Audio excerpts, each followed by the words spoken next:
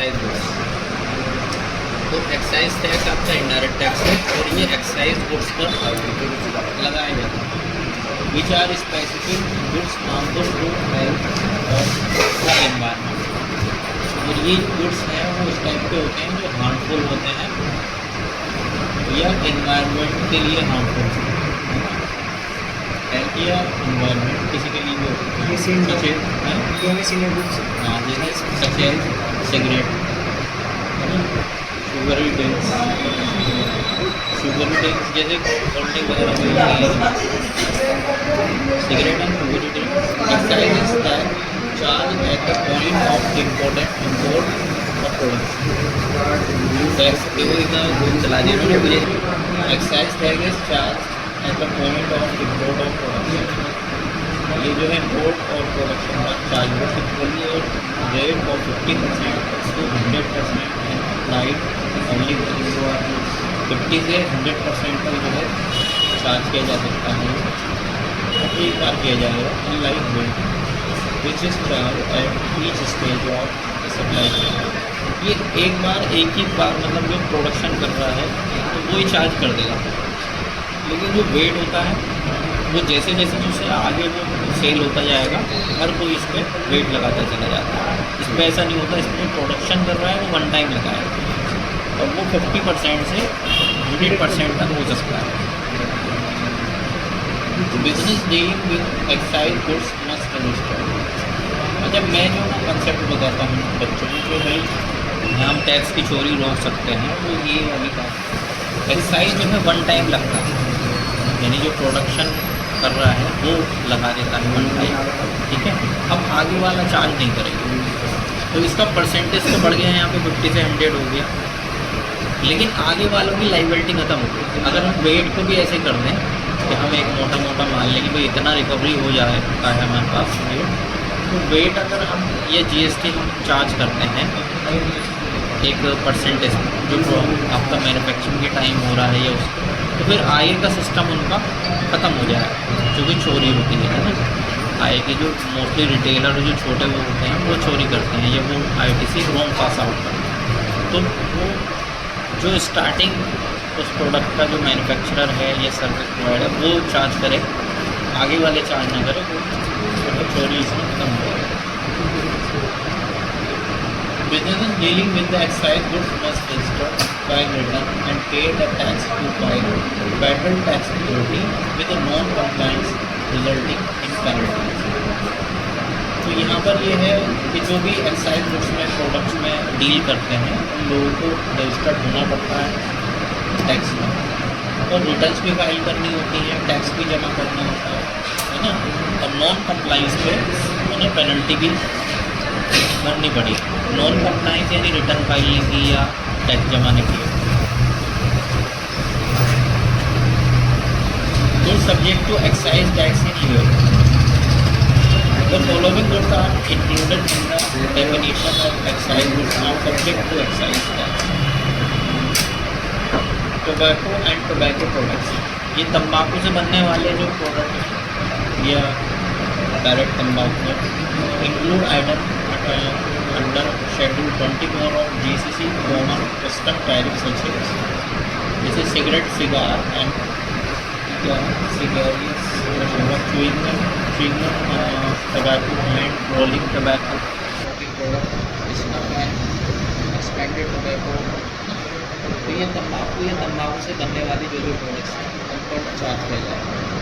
Carbonated drinks covers all rated beverage and any. तो ये जो आपकी बॉन्डिंग वगैरह है जिसमें शुगर एक हाई लेवल पर यूज़ होती है, तो वहाँ पर जो है चार्ज किया जाएगा।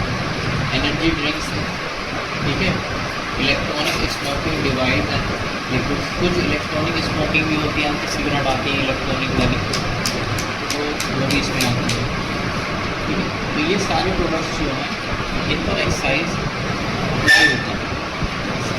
Exemption from sweeted drink beverage containing at 75% milk और milk substitute.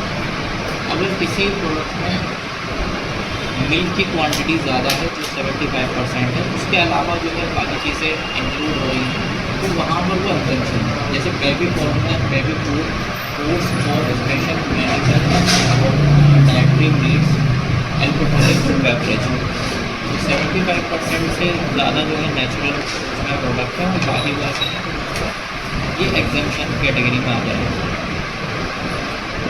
Excise tax regulation, तो एक्साइज टैक्स रजिस्ट्रेशन आपको कराना पड़ेगा उसमें। Any business engage in the production, stock filling और oversight of excise duty within the UAE required to register with the federal tax। Excise में भी आपको अपने आप को अलग से रजिस्टर कराना पड़ता है अगर आप इम्पोर्ट के वर्क में इंगेज हैं, प्रोडक्शन में हैं, स्टॉक फिलिंग में, ठीक है। इम्पोर्टिंग एक्साइज गुड्स यूए में आप इम्पोर्ट कर रहे हैं, production excise goods for consumption with in the UAE, अगर कोई प्रोडक्शन हो रहा है किस चीज़ का, एक्साइज वाले प्रोडक्ट का, या stock filling excise managing excise warehouse management, तो जो भी एक्साइज से रिलेटेड प्रोडक्ट है, प्रोडक्शन है, ट्रेडिंग है, उसमें अपने आप को रजिस्टर कराना। Tax calculation and payment, once registered business must calculate the excise tax due on their goods based on the applicable rate। जो भी एप्लीकेबल रेट होगा वो आपको चार्ज करना पड़ेगा। Excise tax must be paid to FTA according to the established guidelines. तो FTA को ही है जैसे वेट पेड करते हैं, तो एफटीए को आपको एक्साइज ड्यूटी भी पेड करनी चाहिए। Filing excise tax with business is required to file excise tax.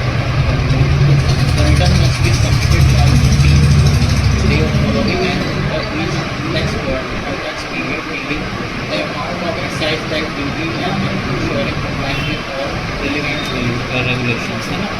तो यहाँ पर आपको जो भी टैक्स पीरियड है मंथली या क्वार्टरली, तो उसका खत्म होने के बाद 15 डेज़ के अंदर आपको रिटर्न फाइल करनी है।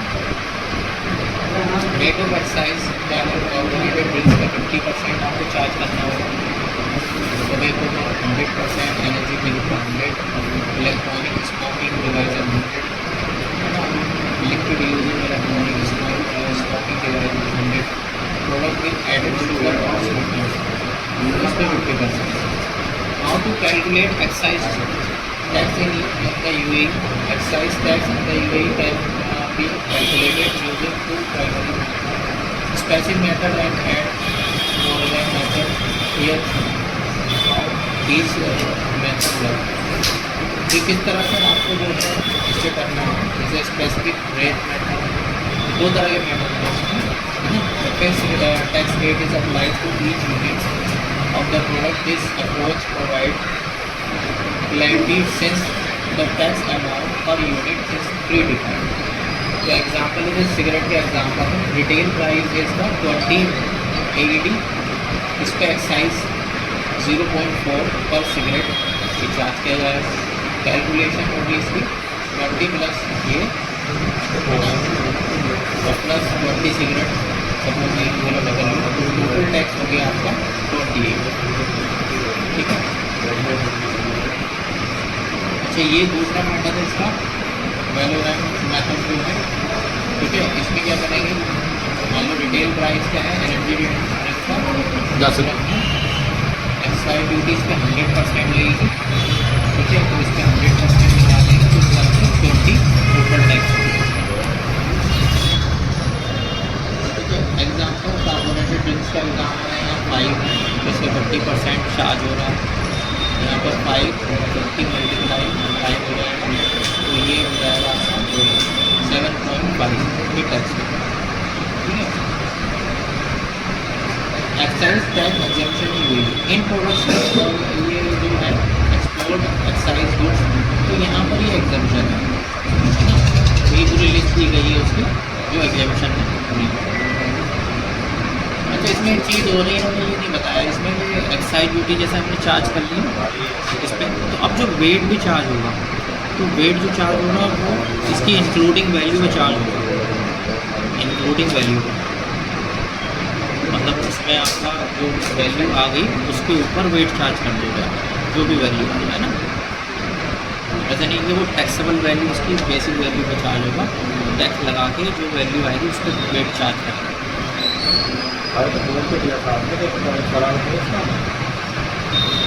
पर्पस क्या है, public health, environmental protection, diversification और revenue, regulatory compliance, consumer awareness. तो यहाँ पर जो बेनिफिट्स की बात की गई है कि हमने इसलिए जो है ये इस पर इतना ज़्यादा चार्ज किया है, पब्लिक का, एनवायरमेंट का, लोग इस पर कम इन्वॉल्व हैं। अब इसका क्या होना है?